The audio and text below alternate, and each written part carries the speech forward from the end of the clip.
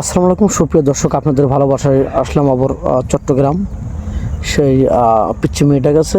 আসসালামু আলাইকুম। ওয়ালাইকুম আসসালাম। আপু কেমন আছো তুমি? আলহামদুলিল্লাহ, আপনার দয়ে ভালো আছি।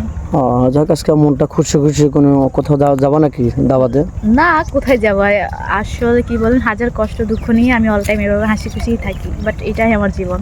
তাই তো যাই হোক, তোমার বয়স বলছিল 18 শুরুর দিকে না 17 শেষ।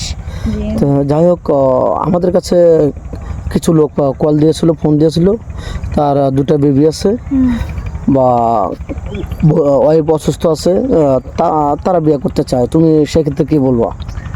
আমি সেক্ষেত্রে কি বলবো, আসলে কি বলেন, জন্ম মৃত্যু বিয়ে তিনটা জিনিস উপরওয়ালা ঠিক করে। আল্লাহ হাতে আমরা চাইলে কিন্তু সব করতে পারি না। এখন আমার সামর্থ্য নাই আমার ফ্যামিলি বিয়ে দেওয়া, তাই আমি এখানে আসি। তো উপরওয়ালা যদি চায় ওরকম দুইটা বাচ্চা নিয়ে বা ওয়াইফ অসুস্থ নিয়ে আমাকে ওদের ঘরে বিয়ে যদি লেখা থাকে ওনার সাথে, তাহলে আমার নিশ্চয়ই হবে। এখানে তো আমি, এটা আমার নিয়তির আর কি, এখানে আমি তো কিছু বলবো না না না, না করার কোনো অপশন নাই তোমার কাছে, মনে করো তুমি।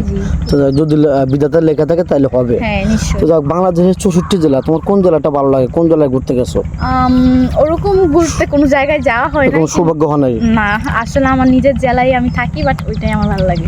জন্মভূমি তোমার কাছে ভালো লাগে নাকি? জন্মভূমি তো যাই হোক, তোমার স্বামী তোমাকে ভালোবেসে যদি যে তোমাকে প্রশ্ন করে যে তুমি কোন জায়গায় যাবা, তুমি কোন জায়গায় যেতে চাও স্বামীকে নিয়ে? আসলে স্বপ্ন দেখলে স্বপ্ন নাকি পূরণ হয় না, ময়মুরব্বী বলতো। তো আমি কখনো স্বপ্ন দেখি না। আগে আমার হাজবেন্ড হোক, আমার হাজবেন্ড যখন জিজ্ঞাসা করবে তখন আমি বলবো যে তোমার যেখানে ইচ্ছা আমাকে সেখানে নিয়ে যাও, খুশি। ওটাই আমি খুশি নাকি, হ্যাপি? তোমার কোনো, আমার কোনো চাহিদা নাই। তো যাই হোক, তোমার ফ্যামিলিতে শ্বশুর শাশুড়ি থাকলেন, তোমার ভালো করে বিয়ে হলো, তুমি কি দুর্বলতার সুযোগ নিয়ে আমার স্বামী আসবে 3 বছর পরে, এই সুযোগ নাকি তাদেরকে সাথে কি অন্যায় অত্যাচার করবে নাকি ভালোভাবে রাখবে? সেটা কেন হবে? আমার ঘরে মা বাবা আছে না? অবশ্যই। আমার ওরা যেহেতু আমার মা বাবা, তো ওনার ছেলের সাথে আমি সংসার করব, থাকবো, খাবো, আর ওনাদেরকে সহ্য করতে পারবো, এটা কোনো কথা? এটা কি করে সম্ভব? আমার নিজের মা বাবা আমার কাছে যেমন, ওরাও সেম। তো আমি কি কখনো, একটা মেয়ে কখনো পায় তার সন্তান, মানে একটা সন্তান কখনো পায় না তার মা বাবাকে কষ্ট দিতে বা কোনো জায়গায় আঘাত করতে? ওইটা কীভাবে, এটা কি প্রশ্ন করলেন আপনি?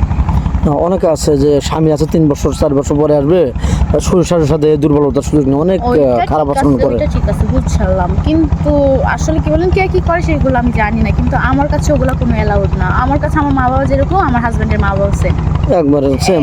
মানে বাবা মা রেখে আছি এখানে, বাবা আমি দ্বিতীয়বার পাইছি, এই তো তাদের সাথে খারাপ ব্যবহার করার প্রশ্নই আসে না। তোমার স্বামী তোমাকে বলে যে বিয়ের পরে যে তোমার পর্দা করে চলতে হবে, 5 ওয়াক্ত নামাজ পড়তে হবে, তোমার কোনো কাজ নেই, শুধু বোরকা পরে চলবে আর নামাজ পড়বা, খাওয়া, ইনশাআল্লাহ, সমস্যা নেই। তুমি কি হ্যাপি?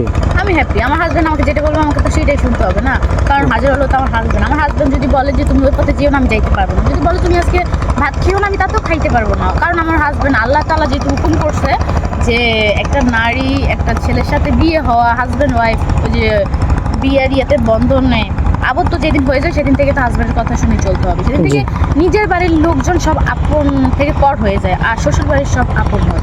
তো আমার হাজবেন্ড আমাকে যেটা বলে আমাকে তো সেটা শুনতেই হবে।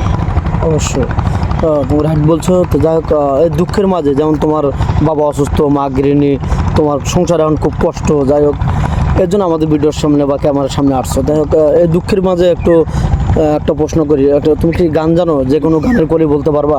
আমাদের দর্শক বন্ধু তোমার মিষ্টি সুরে একটু কলি জানতে বা শুনতে চায়, খুব আগ্রহী।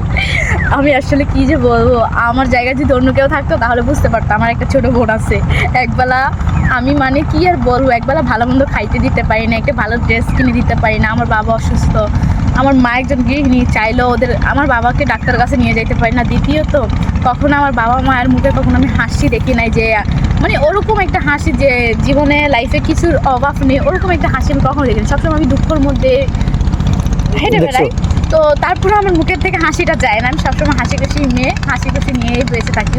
এই দুঃখের ভিতরে হাসিটা করলে আমার মনে হয় দুঃখগুলো সব চলে যায়।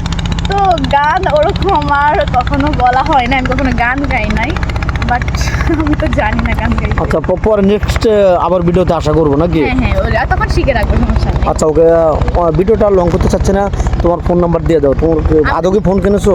আমি ফোন ইউজ করি না। আচ্ছা, যাই হোক, আমি একটা ফোন কিনে নিয়ে আজও আমাদের নাম্বার দেওয়া থাকবে, কেউ ভিডিও কল দেবেন না, ভিডিও কল দিয়ে ব্লক করতে বাধ্য হবো। ভালো থাকবেন, সুস্থ থাকবেন, এই বলে শেষ করে দিচ্ছি। আল্লাহ।